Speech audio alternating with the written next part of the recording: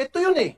Ilang kasambahay na ang nakulong dahil nagnakaw ng toothpaste, nagnakaw ng cellphone daw, kung ano pang pagnanakaw, na pinagbintang sa kanya ng kanyang amo, kulong qualified theft.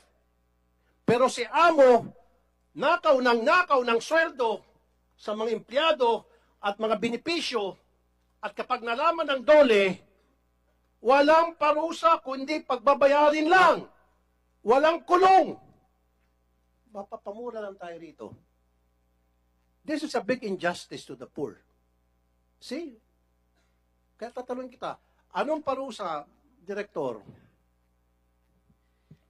Sir, Gusto ko kulong.